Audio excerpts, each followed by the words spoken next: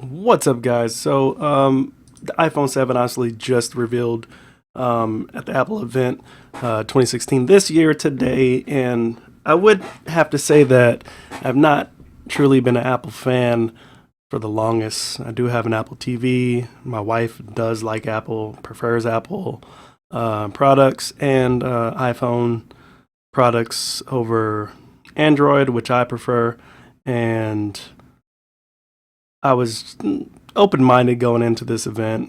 I wanted to see if there was anything that would make me want to even attempt to get into iPhone again. And so, because the last iPhone that I had was the 3GS. A lot of you may know about the 3GS, but never seen one. And that's probably a lot of the newer age kids. When you say 3GS, they don't even know what that is. And a lot of you might have had one and forgotten about it a long time ago. But that's the last iPhone that I personally have used and owned, and when I abandoned Apple altogether. But this show was really cool. Aside from the weird earbuds or the AirPods, that's what they call it. That was actually a little weird, but it seemed like it would work. I was more interested when they talked about the iPhone 7 Plus. And the reason being is because it's really big, and I like big phones. I don't like small phones. And it just seemed like it would be the best option if I were to jump into it. They started going over the top 10 specs or top 10 categories of things that they implemented, new features in this phone, and really impressive. One thing that I would like to note that nobody has said yet and that I did not hear during that event was usually, I remember last year when they talked about the iPhone 6 and 6 Plus, 6S and 6S Plus, they talked about a lot about the video capabilities, being able to shoot in 4K and all that good stuff. And they focused really heavily on the camera, the photography, and the video side.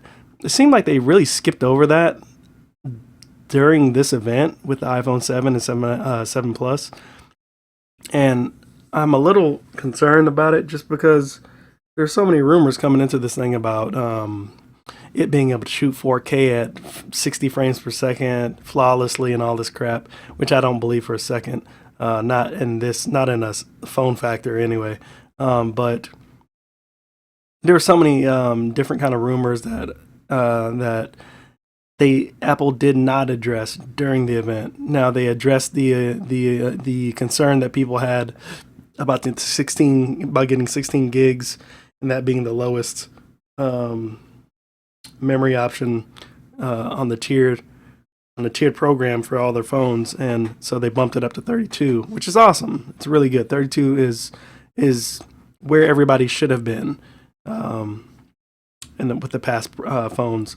So that's a really big plus. What I did not like about the 7 Plus is they showed off that awesome jet black, which looks freaking amazing, but it's only available in 128 gig, and I think what is it, 128 and 232 gig, I believe. Don't quote me, but I think it is. But yeah, it definitely is only available in those two sizes, which doesn't make much sense because it is the feature phone that they're showing off. So I just don't understand. What I think is going to happen is maybe by Christmas time or whatever, or maybe January, it'll be available from 32 all the way. But I think they're doing this for the cash grab. So if you're looking to get a jet black iPhone 7 Plus, which they have featured during the event, it's going to cost you starting at like $869, and that is a hell of a lot of money for a phone. I'm personally not going to pay.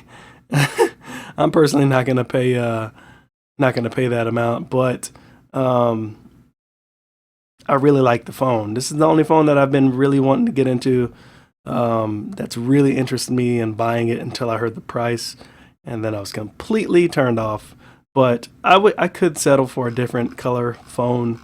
I don't have to have the jet black. I'll just get like a slick wraps or a D brand or something and cover it up. But I probably end up. It depends on how cheap the cheapest one is.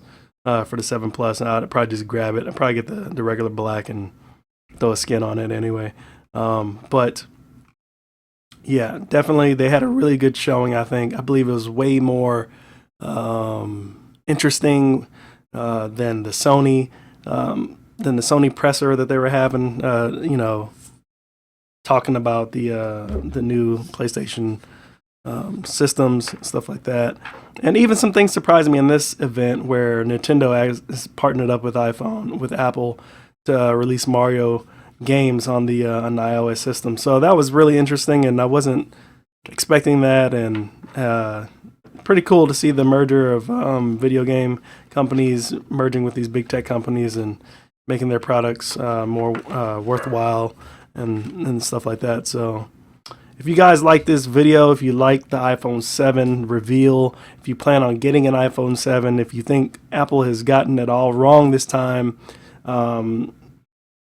if you liked the iWatch 2, the Series 2, and the new rebooted Series 1 that they're talking about now, let me know what you guys' opinions are on it.